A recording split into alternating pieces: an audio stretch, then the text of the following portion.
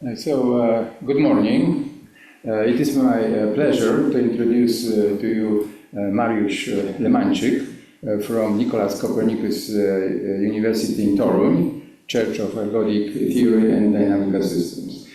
He got his PhD in 1985 and got the title professor in 1998. And the same year, he got the main prize of Polish Mathematical Society, the Stefan Banach Prize. He is director of the Excellence Center, Dynamics, Mathematical Analysis and Artificial Intelligence in Toruń. And before, he was the dean of the Faculty of Mathematics and Computer Science. In 2022, he was invited speaker at the International Congress of Mathematicians.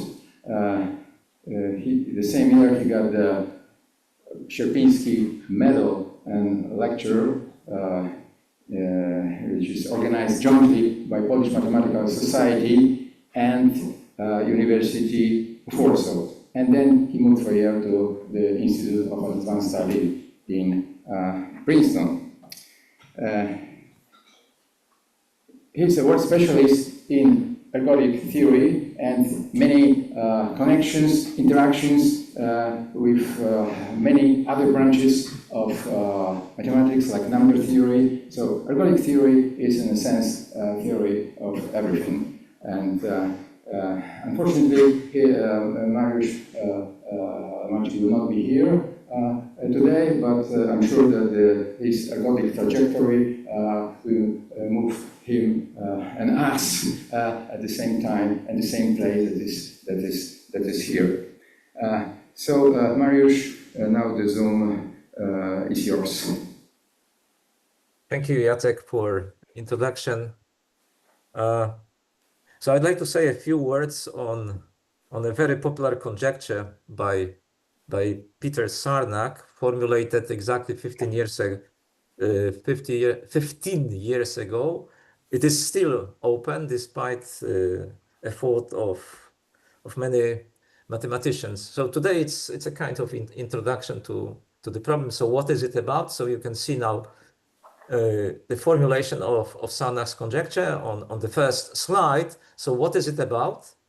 So first of all, you see that this is something about this limit. In fact, what is it about? It is about uncorrelation of sequences. So when do we call two sequences xi and eta n uncorrelated? Well, we want to see that the following situation, that the mean of the product sequence is the product of the means. So you see here the small error, which goes to 0 when n is going to infinity. Of course, the situation will be particular if we assume that one of these sequences has the mean, which means has this limit, and the limit is equal to 0. Because then, of course, this part is going to 0, and then you find that the limit is equal to 0, and this is what we find here. Okay, so this is about uncorrelation of sequences, or orthogonality of sequences, if you like. And what objects we have, what sequences we consider here? Well, so xt is a topological dynamical system, which means that we have a homeomorphism T acting on a compact metric space. Then we take any function, any continuous function on that space X, and then we take, and this is super important, we take an arbitrary point X, little x, and we consider the continuous observable, which is just given by the orbit of the point x. So we look at x, t square x, etc. We compute the values at these points, and this gives us something which is called a continuous observable. The second sequence is a classical arithmetic Möbius function. It will appear in next slide. What is important is that it has 0 mean, and that's why what we find in in Soundach's conjecture is that this limit is equal to 0. Okay, so what is the Möbius function? So the Möbius function takes 3 values. So we're talking about arithmetic functions, which means sequences, let's say complex valued sequences.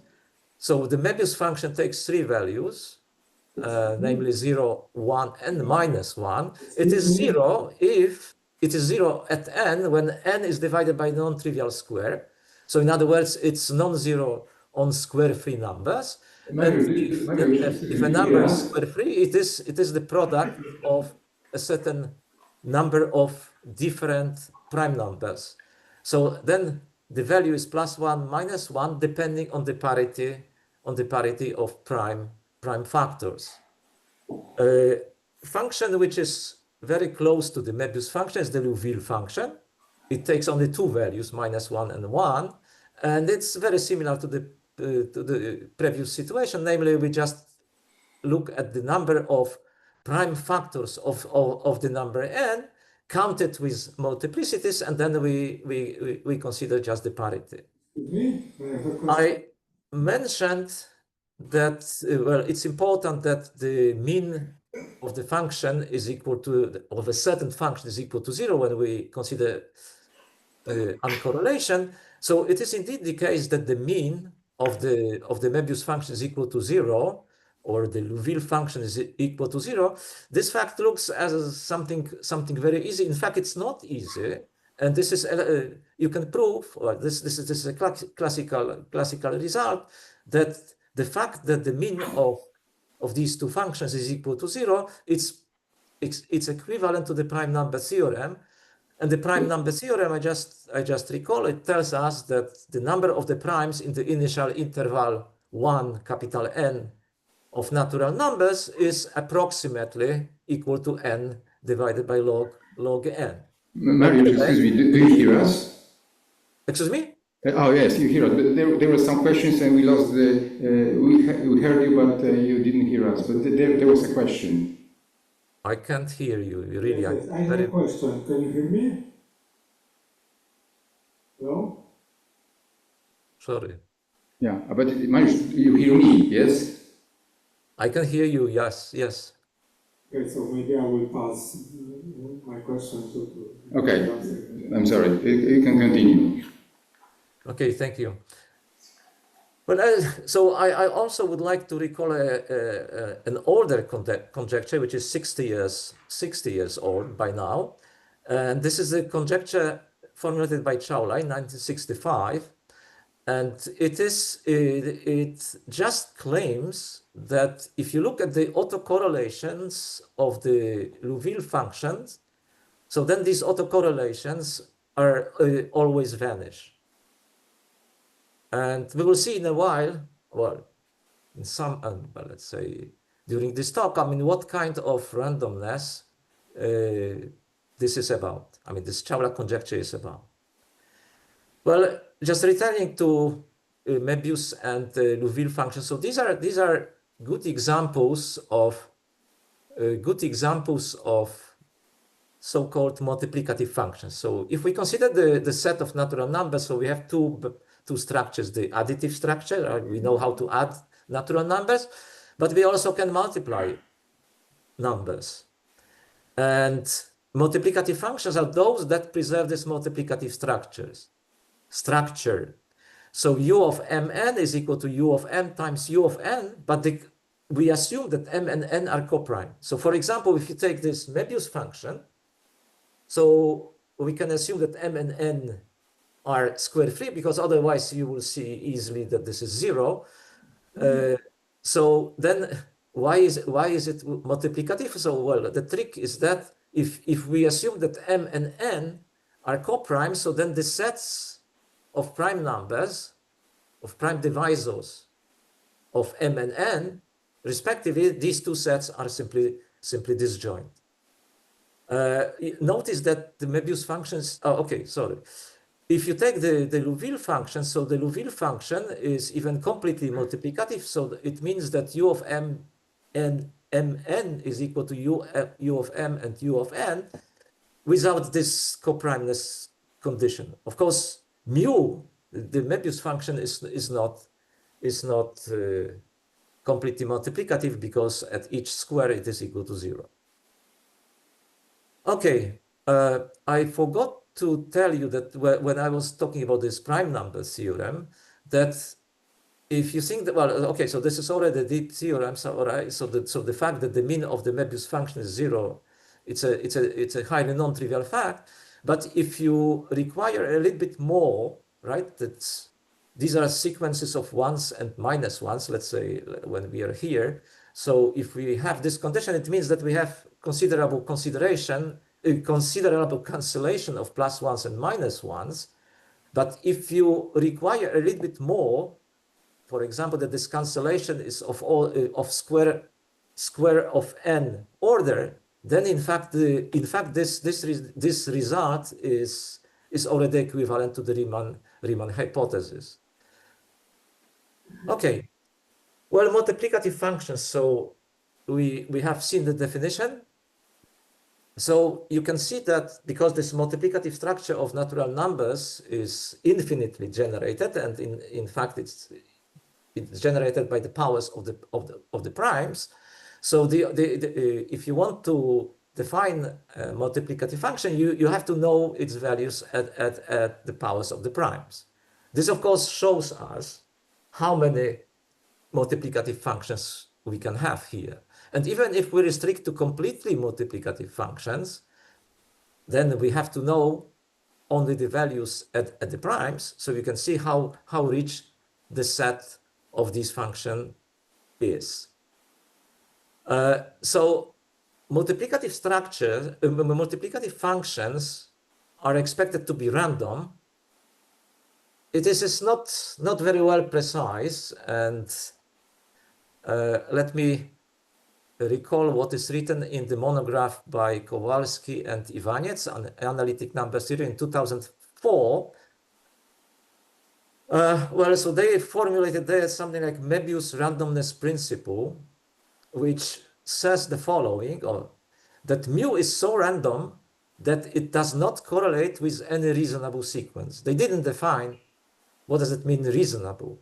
So, but the idea is that it's so random that, of course, it cannot be uncorrelated to itself. But beyond that, it's somehow, for any sequence which is, well, given by any reasonable algorithm, so then it should be uncorrelated. So Sarnak in 2010, he made this randomness principle a precise mathematical statement, because zero entropy, which I didn't define for the moment, has a precise mathematical meaning, and we will go toward that. Sorry, so are we going to define the zero entropy, or? Jacek, somebody asked me about something. Yeah, but there was a question if you define the entropy. It will be defined. I will come back to that. So in fact, you know that now the plan is that, well, I'm going to talk about this Sarnak's conjecture, and we'll come back to the Sarnak's conjecture in 10 slides. Now we need some little introductions first to, let's say, to number theory, then to ergodic theory, and finally to topological dynamics. Okay, so let me start with number theory. So I'd like to present some examples of multiplicative functions beyond this Möbius and Liouville. So it usually starts with Dirichlet characters. So Dirichlet characters, well, you need a number k, which will be called the modulus of this Dirichlet character. So how do we define Dirichlet character? So given k, we consider the ring Z mod kz, Z mod k, so Z divided by kz, and then we take the multiplicative group of that ring, which has phi of k elements, and then we obtain that, then we have a group, and we take a genuine character of that, which means this k tilde is a homomorphism of this group, this multiplicative group, with values in the circle. And then we define a function on natural numbers in the following way, that if n is co-prime with k, so then we take as its value the value of k tilde. It makes sense. Otherwise, we put 0. So what we obtain is a function which is periodic of period k, and moreover, this function is also completely, that's easily follow from the definition. This function is completely multiplicative. It turns out that this is a complete character. These two properties. This is a complete characterization of Dirichlet characters. So Dirichlet characters are exactly those multiplicative functions which are completely multiplicative and periodic. So I wrote a proof of that, but because of time is running, so the idea is the following: that given a completely multiplicative function which is periodic, so we take the minimal period, and because this function is completely multiplicative, it's easy to see that in fact it's a homomorphism on that multiplicative group. Sorry, may I have a question? And Maybe you can hear. And then, so the only thing which we have to show is that the value is equal to 0 if and only if n is not co-prime with k. So, for example, let's see the end of this proof. So suppose that we have for some n which is not co-prime with k, we see that the value is different from 0.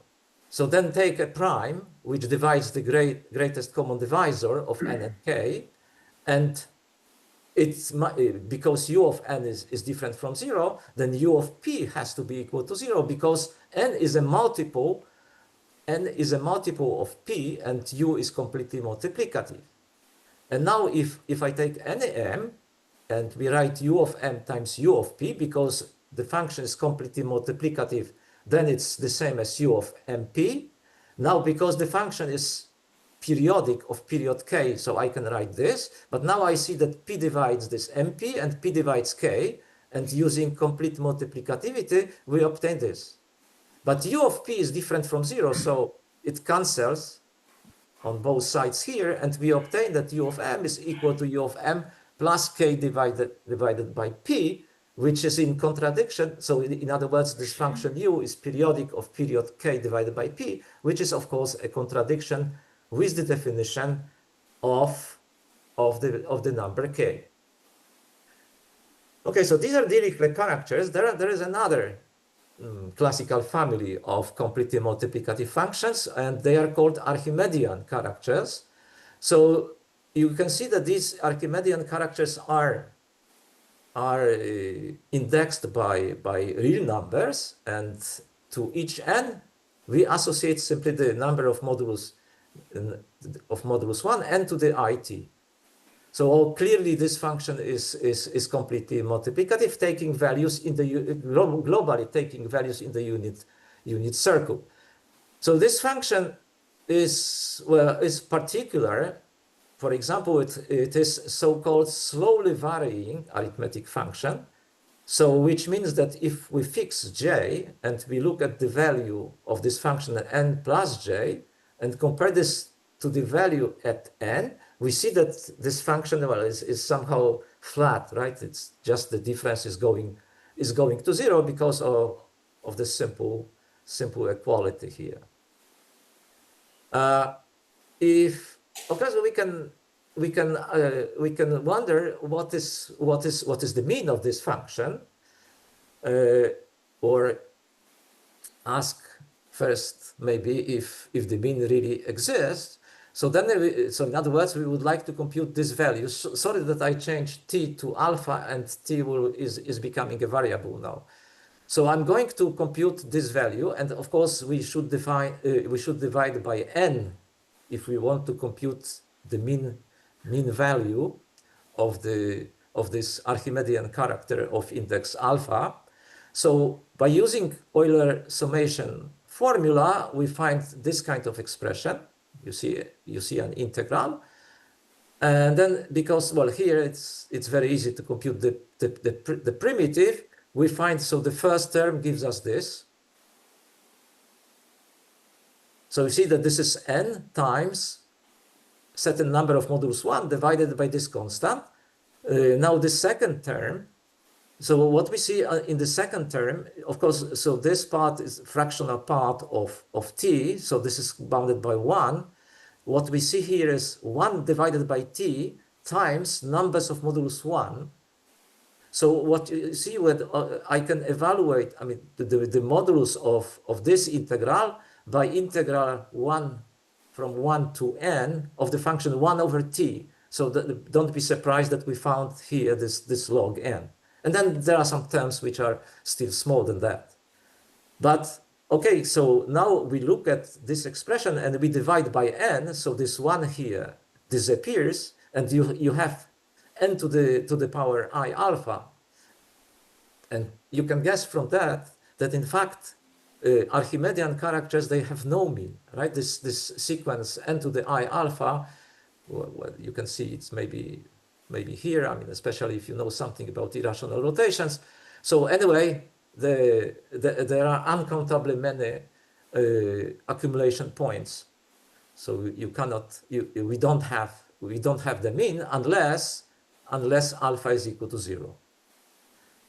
So this is, of course, we computed here the mean as well. Usually we understand this notion, but we can change the notion. I mean, what is the mean? And for example, so here we try to say, okay, but what is the mean in the logarithmic sense? So I just recall that if we think about logarithmic means, so it means that the terms, they have now weights. These are our weights, and we at the end we have to divide by the sum of the weights, and of course the sum of the weights here, it's just this log of capital N. But okay, we repeat, I mean, again, this Euler summation formula, and what we find is that this expression is already this number, that what we see in the numerator is a number of modulus 1, so this is a constant, and these are terms of controlled order. Anyway, if we divide by a log of capital N, this is going to 0. So this is a surprising situation. We come back to that later. When if you think about Cesaro means, so in fact it does not exist. While when you replace Cesaro mean by logarithmic means, then the logarithmic mean does exist. Okay, so these two families of functions, of Dirichlet characters and Archimedean characters, they serve for some kind of classification of multiplicative functions. We consider multiplicative functions which are of modulus at most 1, and this classification uses so-called multiplicative distance between multiplicative functions. You see the formula. What is well, surprising is that when you look at this formula, I just recorded the series 1 over p, or where p runs over the set of the primes. So this is divergent. So this quantity can be even infinity. So it's not a distance in the usual sense. But what is surprising is that multiplicative functions, they are determined by the values on the powers of the primes. While in the definition of this multiplicative distance, we use only the primes. But nevertheless, this is still a very powerful tool. And what really matters is that this multiplicative distance satisfies the triangle inequality. Anyway, a multiplicative function is called pretentious if it pretends to be a skewed character. So it means that the distance of this function to the product of a Dirichlet character and a Archimedean character is just finite. So of course, so then we have pretentious functions, and then we have non-pretentious functions, and non-pretentious functions are defined by the negation of this condition, which is rather unpleasant.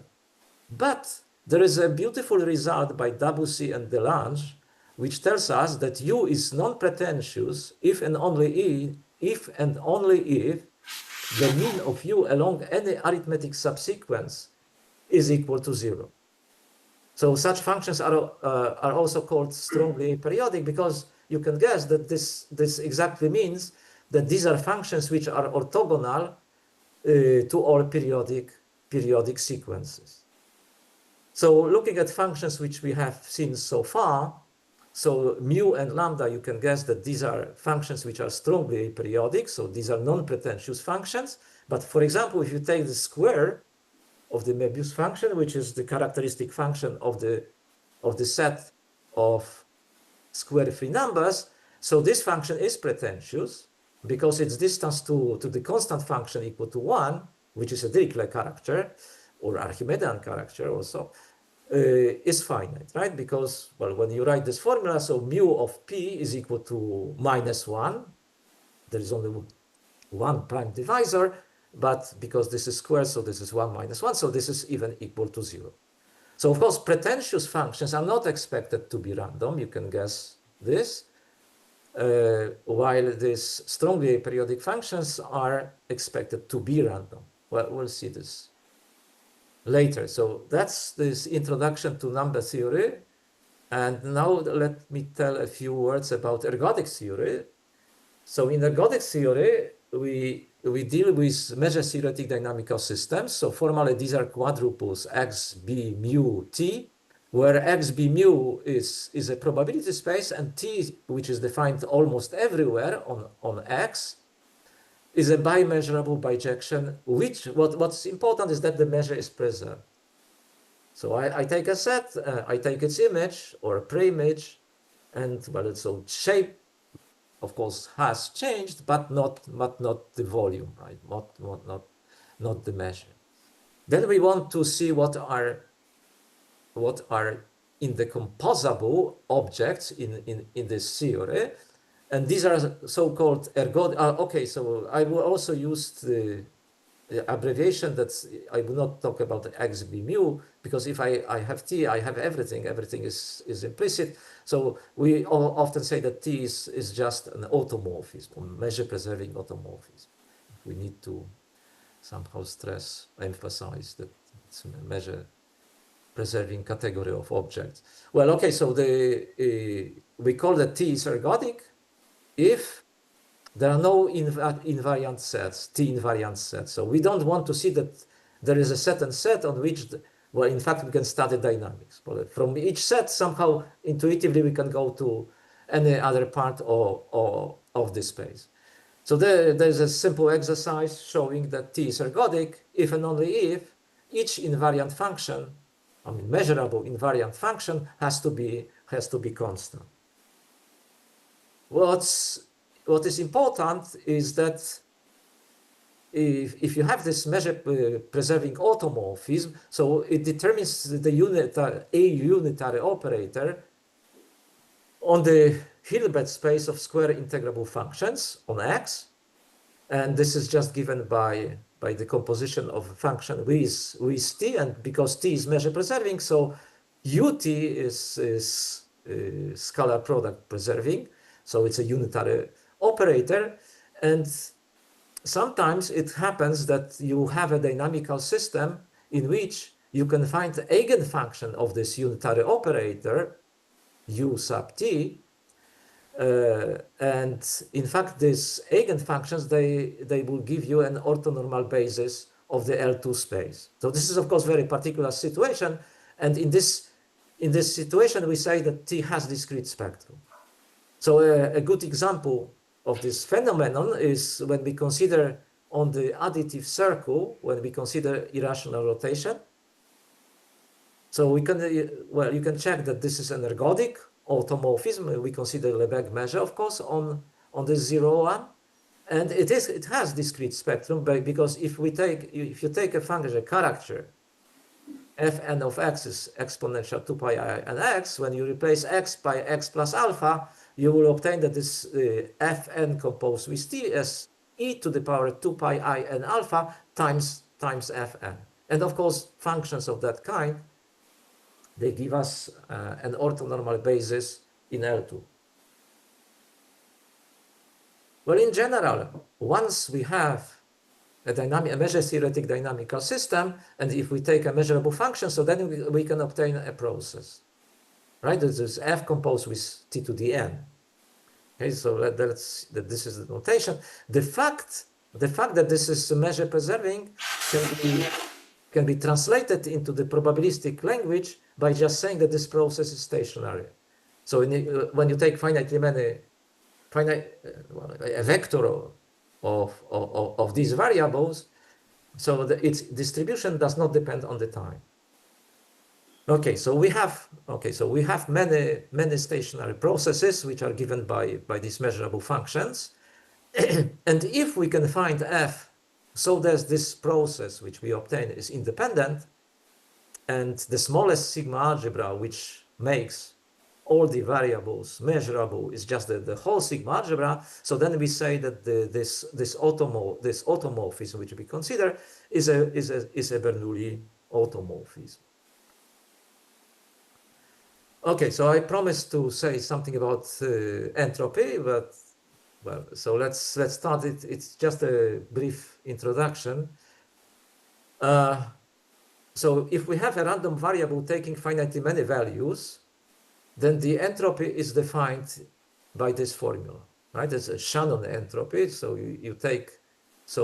this random variable takes values wi, finitely many. You look at the probability times the logarithm of this probability of this event. So when we have a process, so now suppose that we have a process, a stationary process, but which takes only finitely many values. So then you see this part, you take the vectors z0, zn minus 1. So of course you can treat it as a variable taking finitely many values, because z0 takes finitely many values. So then this is well defined, and you can check that this sequence which we have here, this h of z0, zn minus 1 is in fact subadditive, and then by elementary properties, or an elementary property of subadditive sequences, this limit exists. And it is called the entropy of the process. So the notation is h of z, underline z. You can also express this entropy by so-called conditional entropy. What is this conditional entropy? Well, you see here that there are infinitely many variables. So just think that, well, we go from z1, from 1 to n, and then we pass to the limit. So we should know what is the conditional entropy of one variable, the other variable. And of course, we need to have a joint distribution. So I gave here the definition. So if you know the joint distribution of two variables taking finitely many values, then you have the conditional entropy is defined by this formula. So we know how to compute it because, well, just finitely many, you know the formula, then the sequence is decreasing. Here there is no problem with proving that the limit exists. I mean, well, of course, there is a little proof to show that these two quantities are equal. Having the entropy, we can express the fact. Having defined the entropy, we can characterize independence. So a process is independent if and only if the entropy of the process is maximal. So it is just the entropy of the variable z0. So on the other side of the hill, I mean, if you think about independence, it's the situation when the entropy is equal to 0. So if we have a process whose entropy is equal to 0, so then you say that this process is deterministic. And one can prove that a process is deterministic if and only if the variable z0 is measurable with respect to the sigma algebra generated by, well, the future or the past, it depends on what you prefer. The z0 is measurable with respect to the sigma algebra generated by z1, z2, etc. So in the independent case, z0 is independent on the sigma algebra. In the zero entropy, it turns out that z0 is measurable with respect to the sigma algebra. So what is the entropy of the system? The entropy of the system is the following situation. When you have a measure theoretic system, you have many processes, many stationary processes. Take those for which the function f takes only finitely many values. And then you know what is the entropy of the process. And the entropy of the system, of the dynamical system, is just the supremum of all entropies you can obtain in this way. So then you can prove that discrete spectrum automorphisms are the simplest instance of being deterministic. So these are zero entropy systems. On the other side of the hill, of course, there are those dynamical systems for which all non-trivial processes have positive entropy. These automorphisms are called Kolmogorov automorphisms. And then the theorem says that Bernoulli automorphisms are Kolmogorov. Okay, so this is just something to be remembered. Let's continue. So now the third part, which concerns topological dynamics. So this is a little bit simpler than ergodic theory, but you will see that in fact, from topological dynamics, we will go back to ergodic theory. Well, anyway, topological dynamical system is just a pair X, formally Xt. So X is a compact metric space, and T is a homeomorphism of that space. How to obtain examples of topological systems? So one way is to consider so-called subshifts. So the construction is the following. So we have a certain compact space, so compact alphabet. So in our situation, it will be A will be a closed subset of the unit disk, and then we consider the space of all two-sided sequences, on which we have a natural homeomorphism, which is just given a sequence, two-sided sequence. We just shift by one position to the left. So AZ together with this S is called the full shift, and to obtain some more general objects, subshift, it's enough to take X, which is contained here, which is closed, and S invariant. Then, we have the family of subshifts. So I'm not going to define topological entropy in the complete general setup, but for subshifts it's very easy.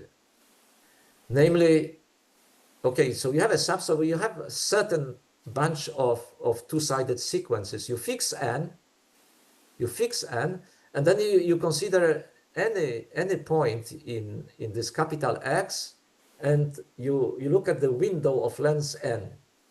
Okay, so this you read along Y, and you read what blocks of length n which appear on Y, and then you do this for all Y's. So if the alphabet, for example, consists of 2 letters, so you can obtain at most 2 to the n blocks, but because you don't consider all Y's because they are restricted to this capital X, so you just obtain a certain number. And then again, you can prove that this limit exists, and this is the topological entropy of a subshift. Okay, so how to obtain a subshift then? Well, one possibility is just take one sequence, one two-sided sequence, then consider its orbit. So this is this S to the n u. So this is clearly an invariant, S-invariant subset, and just take the closure, right? Because, well, that's a homeomorphism, so it will be, the closure will be S-invariant, and of course it's a compact set. So this gives us a subsheet. So you can guess that, well, I used already this letter bold-faced U, but unfortunately this is two-sided. And you remembered from the first slides that we considered one-sided sequences. But okay, how to pass from one-sided sequence to two-sided sequence? Well, you can do this, you know, in many ways. So for example, this is an example, right? You just symmetrize this situation. So U of minus n is equal to un. There's a little problem of 0. Well, anyway, even if my sequence is one-sided, I consider it as two-sided. So for example, if we want to define the Möbius subshift, so we consider the Möbius function as a function defined on integers by taking this formula, and then we obtain just the closure of the orbit of mu. It gives us a certain subsheet, which is just the Möbius subsheet. This the same situation with the Liouville function. Here the alphabet is just -1 and 1, and then by symmetrizing we obtain the subshift. Okay, how to pass from topological dynamics to ergodic theory, or how to see ergodic theory when you study objects in topological dynamics? Well, these are measures. So first of all, given a compact metric space X, we can consider the set of probabilistic Borel measures. I write space, well, that is a natural affine structure, right? Convex combination of probabilistic measure is a probabilistic measure. So just don't forget about this affine structure here. Well, anyway, this set or the space of probabilistic Borel measures on X is itself is a compact metric space in the weak star topology. It will appear in a while, this weak star topology, if you see this for the first time. Well, anyway, we have this M of X, this set of probabilistic measures, but we have also this homomorphism T. So we can think about those measures, those probabilistic measures, which are T invariant. More than that, once I have a T invariant measure, I have a measure theoretic dynamical system automatically. So I can think about those that give me ergodic dynamical systems. So I call them simply that these measures are ergodic measures. And the theorem says that these are precisely, this has also an affine structure here, this set, that these ergodic measures, these are exactly extremal points. So everything fits very well. So the only problem is that, okay, but is this set empty? Can this set be empty, or it is always non-empty? The theorem says it's always non-empty. One way to prove it is just by using so-called empiric measures, and these empiric measures they arise in the following way. You take a little x belonging to capital X, and you look at its orbit, and then you fix n, capital N, so n sub k, if you like, but capital N. So you have now capital N points, and you define a measure which is just, well, equidistributed on these points. So it's just at each point of this part of the orbit, the probability is 1 over nk. So okay, so in general, of course, this measure is not T invariant, but it's almost T invariant, right? Because if I shift x I replace x by T of x, when I look at the difference, I just see two measures. And don't forget that I will be dividing 1 over nk. Well, anyway, if I pass to the limit, I have to obtain the object which is a T invariant measure. So this shows that the set of invariant measures is always non-empty. And then the vocabulary, which is here. So these empiric measures were defined by choosing a point x. It may happen that the sequence of of all these empiric measures converges. So then we say that the point is generic for this limit measure, mu. And well, I just recall this part is just to recall the definition of weak star topology, that it's metrizable, and if you want to see that certain sequence of measures, so here these are empiric, it converges here, so you just test this on all continuous functions. You have to see that the integrals they converge properly for all continuous functions. But of course, I mean, because of compactness, we usually count only on converges along a subsequence. So then we speak about quasi-genericity. And in fact, the measures. I mean, it's not true that if I take any measure which is here, so for this measure we can find a point for which is quasi-generic for that measure. So we are interested in so-called visible measures. So these are those measures for which I can see a quasi-generic point. Okay, so there is another way to prove the theorem about the fact that there are many invariant measures in our system.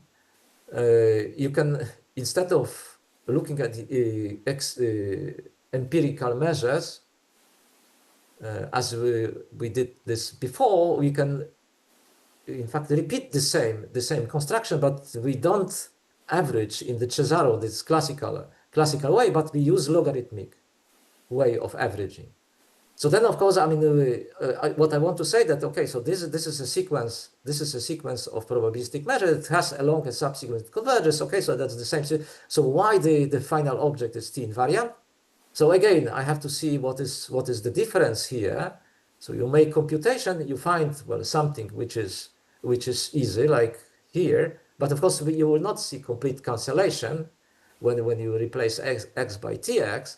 But what is important is that, so here are weights, and this series is convergent. So when you divide, so again you will see something which is bounded, but it will be divided by one. It will be divided by log capital N k. So this goes to 0. So it's another way to obtain an invariant measure. So you can also speak about, measures for which x is logarithmically quasi-generic. So there are two possibilities. Either x is generic, right? So then you see only one measure, or there are many. But how many? So the point is that this set of visible measures is connected, and so it has to be uncountable. So it's either one or really many, uncountably many. So now let's come back to our situation. Namely, we have, you remember that we have this situation, we have a sequence. So once we have a sequence, so we can pass to this subshift. Now this sequence belongs to this subshift. So we can create empirical measures, and we can go to these weak star limits, and we obtain a certain family of invariant measures. Namely, these are those measures which are visible from the point U. And measure-theoretic dynamical systems obtained in this way are called Furstenberg systems of this sequence. And logarithmic Furstenberg systems are defined in a very similar way. Let me see. So I'm in the middle of my talk.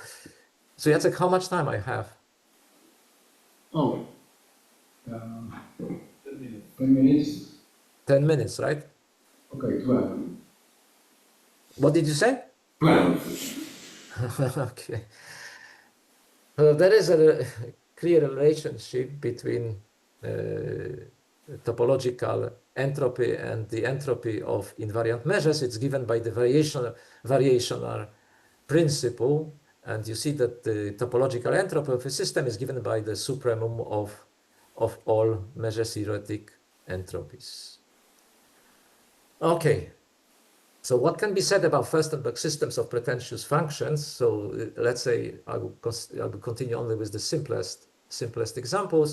So if you have a Dirichlet character of modulus k, so we have a periodic sequence. So then, of course, the subshift generated by that is just the orbit, which is finite. So there is only one invariant measure in such a situation. So everything is very trivial. But what happens if you take an Archimedean character? Well, so this is our function, okay? And suppose, well, I'm going to study what are Furstenberg systems here. Okay, so let's look. So pi 0 is, because we are in the subshift, so pi 0 is just the projection on the zero coordinate in our subshift.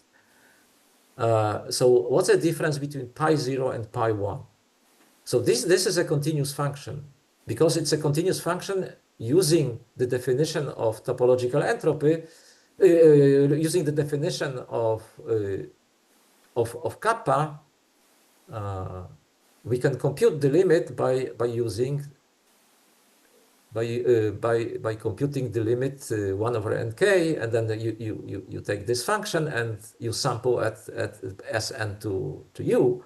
But if you use the definition, so pi 0 is just projection on the zero coordinate, you find that this is pi 0 of Sn of u is just u of n. So what we obtain is this. Remembering now that these Archimedean characters are slowly varying functions, you just conclude that the limit is equal to 0. But how is this possible? So it means that pi 0 composed with S is pi 0. So pi 1 is S. So all these pi n's, all these projections, they give you the same function. So how is this possible? It makes no sense. It looks as if it makes no sense. Well, it depends, because if your measure is defined on fixed points of this homeomorphism, then everything is okay. And of course, it is. The only possibility that we have this equality kappa almost everywhere is that the measure kappa is defined on fixed points of S. Fixed points are sequences such that at each position you have the same value. So what we obtain is that S is just the identity. And then the fact, well, which we studied some slides ago, they show that we have uncountably many Furstenberg systems. They are all pairwise different, even though as dynamical system, they are all isomorphic. What's also interesting to notice is that if I repeat the same question, but in the logarithmic setup, I will obtain that the limit exists. That in fact, these Archimedean characters are logarithmically generic points. But anyway, for Archimedean characters, there is only one logarithmic Furstenberg system, which is different, by the way. It's different from all Cesaro Furstenberg systems. So of course, the question is now, okay, so we did this for this Archimedean characters and Dirichlet characters. So what about all pretentious functions? But the classification of Furstenberg systems of pretentious functions was done very recently, and it turned out that only discrete spectrum is possible. And if I can formulate a big problem, which is open, is that in fact it's unknown on the level. If this classification goes for the entropy. In other words, is it true that a multiplicative function is pretentious if and only if all its Furstenberg systems are of entropy 0. All its Furstenberg systems are of entropy 0, right? So this is largely open, and it's an important open problem. If you want to see unpleasant, let's say unpleasant aspect, well, you may think about topological entropy. So, but you can see that we fail very quickly, because if you take mu square, So this is a generic point. It has only one Fürstenberg system. In fact, it has, and this Fürstenberg system is ergodic and has discrete spectrum. But the topological entropy of mu square is positive. So it's a strange situation in which topological entropy is positive, but the object we are, on the other hand, so the object seems to be not deterministic from that point of view, but when you look at it as a generic point of a measure, so the measure has zero entropy, so it is deterministic. Well, anyway. So we see, so we came back to Sarnak's conjecture, and now I hope that, well, everything is clear. If you look at this orthogonality problem or uncorrelation problem, the Möbius function is orthogonal to all deterministic variables, the deterministic sequences. Okay. So this is, as I said, this is largely open, and in fact, my plan was to show that Chauvet conjecture implies Sarnak's conjecture. I just recalled that. Mariusz, you still have 10 minutes. It's okay. 10 minutes is okay? Yes. Okay, thank you. So okay, so we have this Chauvet conjecture, which tells us that the autocorrelations are of the Liouville functions are equal to 0. So it's on one hand side, and then we have Sarnak's conjecture, which tells us that Möbius function is orthogonal to all zero entropy continuous observables. Okay, what's the relationship between them? And in fact, Sarnak proved that Chauvet conjecture implies Sarnak's conjecture. So if Sarnak's conjecture somehow fails, so then Chauvet conjecture does. But well, everybody believes that Chauvet conjecture is true. Well, anyway, we want to see this implication. Okay, so when I look at these kind of expressions, so look at the equation number 2. So of course I can rewrite this expression using my projections on coordinates. Okay, so I consider the Liouville subshift. You have projections on coordinates. So in fact, this integral here is nothing but the integral of this function with respect to this empiric measure. Okay, it's just, and now what does it mean? Okay, so now what is the assumption is that when n is going to infinity, I obtain 0. So when n is going to infinity, so this is going, at least along a subsequence, this is going to something, to the limit. So I have to see that all these integrals for the limit object will disappear. But is it, is it somehow easy isn't true that we can just guess the limit measure which makes all this integral equal to 0? I think it's, well, everybody can see it, that if you want to see that the projection, I mean, the product of projection of coordinates, remembering that, well, remembering that we are in this space, right? That we have only two values, -1, 1 on each coordinate. So this is just, well, a Haar measure, right? Doing that. It's just independent. When you take the independent process, Bernoulli measure 1/2, 1/2. So I can get, when I look at this expression, I just guess. Well, this sequence of empiric measure, it converges to Bernoulli measure. So you see that Chauvet conjecture, despite its formulation, in fact, it's a strictly ergodic theory or dynamical statement. Chauvet conjecture holds if and only if lambda is a generic point for the Bernoulli measure. 1/2, 1/2 on this subsheet.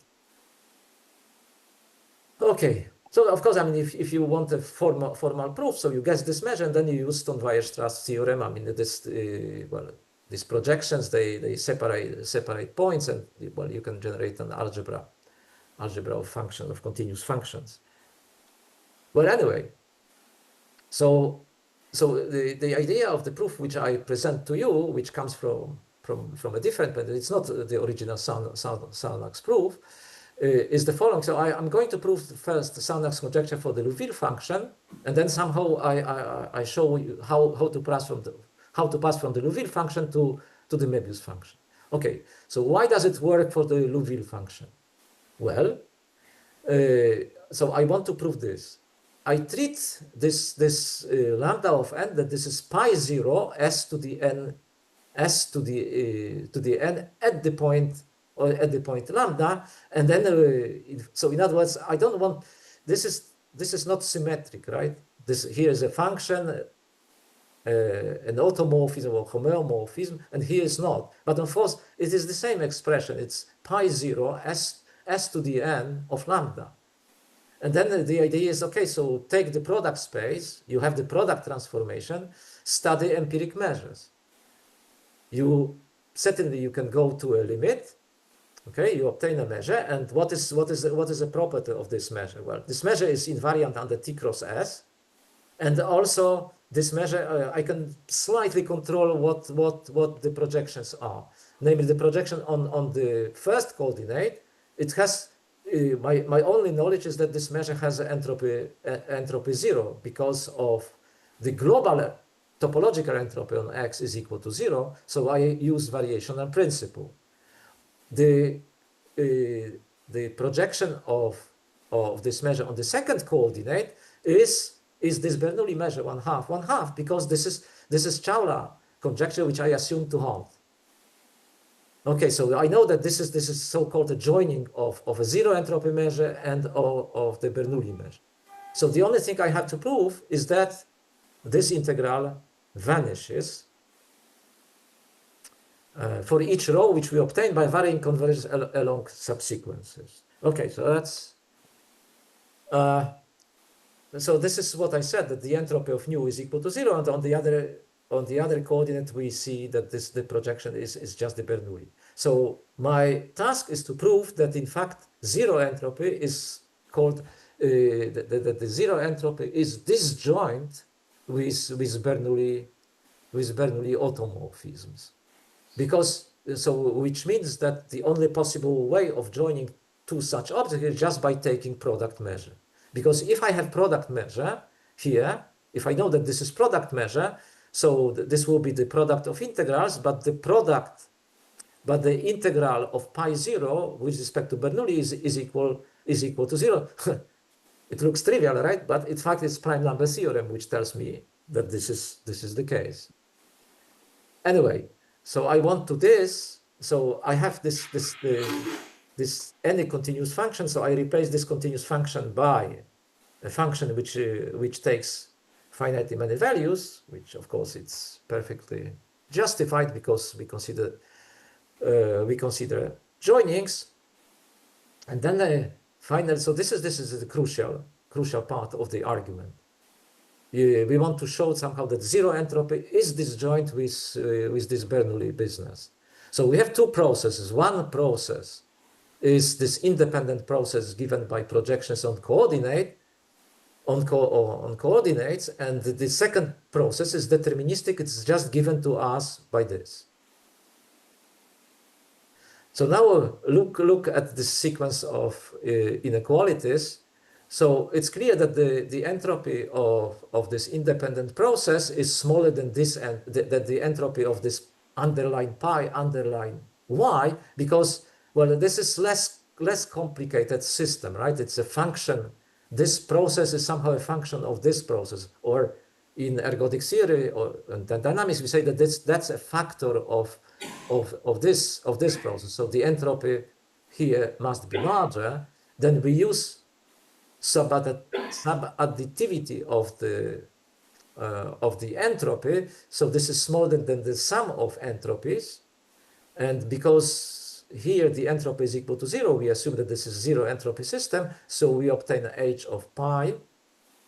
But because this process is independent, so we obtain that this is h of pi 0. So now I rewrite h of pi 0. Right, we started with this, we finished with that. Instead of inequalities, we have to everywhere equalities. So this is equal to this, which is here. And if you remember, when we introduced the entropy, we said that the entropy we can express by conditional entropy, which is just this expression. So when I have this expression, so now I have conditional entropy, but it's still sub-additivity which works here. So I can write that this is smaller than the sum of these two. And now look at the second summand. So if I take, I change this condition here by y1, y2, etc. So I obtain 0 because this process underline y is deterministic. If the condition is even larger, so the entropy is smaller, but it's already 0. So this is equal to 0. And the entropy of pi 0, and this conditional entropy is always smaller than the entropy of the process generated by pi 0, which is because of independence. This is exactly this h of pi 0. So everywhere we see equalities. So what we see finally is that h pi 0 is equal to this summand. And what does it mean? Well, how is it possible that conditional entropy is equal to the entropy? Well, the only possibility is that, in fact, these two things are independent. So pi 0 is independent with respect to this sigma algebra.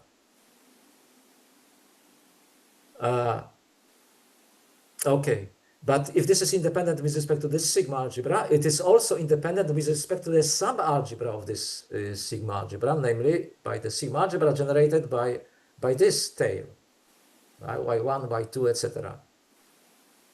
But the process is deterministic. The process y is deterministic. So y0 is measurable with respect to y1, y2, etc. So in fact, all variables are measurable with respect to that. So then, in fact, the whole process y is independent from this pi 0, and this somehow finishes our argument. Well, now the problem is, okay, so we proved the Sarnak's conjecture, but we replaced mu by the Liouville function. So how to go to the Möbius function? Well, we use the following observation. So in fact, there is this classical equality. So usually we show this equality by just observing the left-hand side function is multiplicative. The right-hand function is also multiplicative. Okay, this requires justification, but it's very easy if n and m are co-prime. So then, and if you take d square which divides nm, so then in fact this d square has to be presented in this way. And this somehow shows you that also the right-hand side function is also multiplicative. So then if you want to check that two multiplicative functions are equal, you just test on n equal to p to the k. And then it's easy to verify that this is the case. So now the second lemma is that if you know that Sarnak's conjecture holds for the Liouville function, so it also holds for the Möbius function. And okay, so we want to see that this expression is going to 0. So I just replace mu n by this expression which we had in lemma A. And okay, and we write this double sum. So now the trick is, you see that when you rewrite this, because d squared divides n, so you can write also this part in the same way using n d squared. So now the trick is just to replace the summation. I mean, just change of variable. So n divided by d squared becomes n, and you find this kind of expression. So once you see this kind of expression, so well, this part looks like Sarnak's conjecture for the Liouville function, right? Because it's just continuous function. I have x. Well, I divide by something, but summation is as it should. But the only thing is that instead of t, I'm using t to the d squared. Okay, but that's not a big deal, right? Because if t has 0 entropy, any power of it has also zero entropy. So it looks like Sarnak's conjecture for the Liouville function, which we proved to hold. But we can use this argument only for D small and N large enough. But it's fine, right? For D small, it works, right? This expression would be very small. But then for D which are large, I cannot apply this argument. But the whole sum is bounded by 1 over D squared.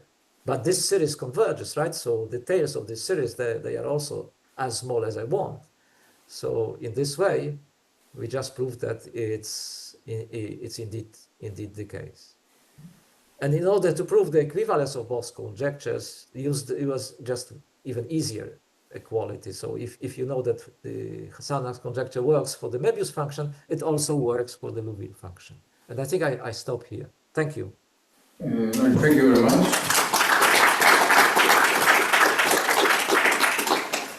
Are there any questions?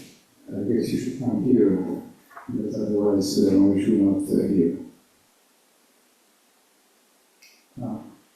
Zoom people, are there any questions from?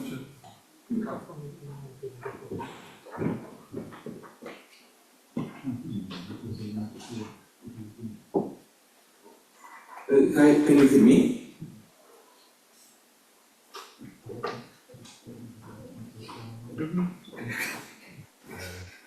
Okay, and can you hear me? Well, vaguely. Sorry? Speak Is loud. it a question to me or? Okay, and I have a question. One question. What was the motivation for Sarnak? I mean, to state his conjecture. Was that maybe the Birkhoff ergodic theory? No, I said that, the motivation for Sarnak was Chawla conjecture. Right? It's a problem in number theory. Chawla conjecture is still open, even though there is a progress. So as I said, we have this implication. Chawla conjecture implies Sarnak. So if you disprove Sarnak, you disprove Chawla, right? But of course, it's very ambiguous because, well, everybody believes that Chawla conjecture holds. So if we prove Sarnak's conjecture, so this will be a confirmation, right? That maybe Chawla conjecture. Well, so that's the main motivation. You mentioned this Birkhoff business. Of course, I mean, we have Birkhoff ergodic theorem, which tells us that we have so-called almost everywhere convergence. You see, if you look at Sarnak's conjecture, so you have for all x's little x's belonging to this capital X. And this is very important because just imagine that on capital X you have a measure, invariant measure. And then you ask, okay, but I want to see this convergence to 0 as in Sarnak's conjecture, but not for all points, but for almost all points. Right? That's maybe one of the first questions we should ask for. So what happens? Is it an interesting problem? So if you know, I believe that you know what is Birkhoff ergodic theorem. So this looks like a Birkhoff ergodic theorem, but with weights, right? And the weights are given by the Möbius function or some other function. So okay, so the question is it true or it's not true, or is it somehow related to conjectures in number theory? Well, the answer is, well, the problem it's not interesting because the answer is yes, it is true. Okay, so this almost everywhere version of Sarnak holds for almost all points, but it does not see even the entropy. It's true for all, not only continuous function, but for all measurable functions, because almost everywhere version makes sense for all, let's say, L1 functions. Well, so that's not interesting. Whereas Sarnak's conjecture, I mean, itself, it is. If you think about the other motivations, it's about prime number theorem in dynamics. So it's somehow that you study something like Birkhoff-Ergodic theorem, but you don't consider all n's as it was in Sarnak's conjecture or whatever, but you consider only prime powers, and you want to see, is it enough when you average along prime powers?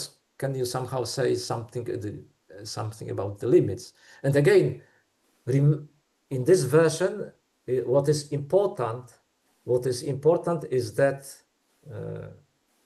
we consider all point x in our topological space, not almost all. That if we consider almost all, that it's completely different story. And this prime number theorem in dynamics, so there is certain activity recently, and what people observed that, okay, if you have prime number theorem, then usually you have Sarnak's conjecture holds in your system. And on the other hand, if you have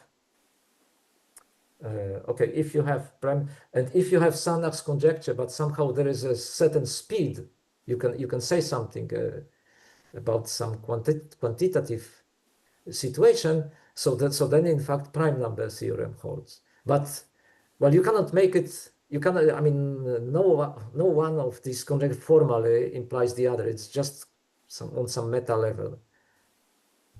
I don't know if I answered your question. If your question was about motivations. Okay, yeah, thank you. Any other questions or comments? But may I ask a single question? If Chauva conjecture is not true, that would be a disaster for us or a new world opens? I can't understand. Sorry. No, if let's assume that the Chauva conjecture is not true. If Chauva conjecture is true, it's not true. Somebody will come up. This is a conjecture, right? So if somebody will come up with counterexample that would it's new perfectly world or possible. disaster or No, if Chauva conjecture is false, so Sarnak's conjecture can be true, right? Still. yes, but what will happen to? It will be okay, yes. Sorry, I cannot understand. We will be okay. Yeah, will be okay. So. If there are no other questions, let us thank the speaker again.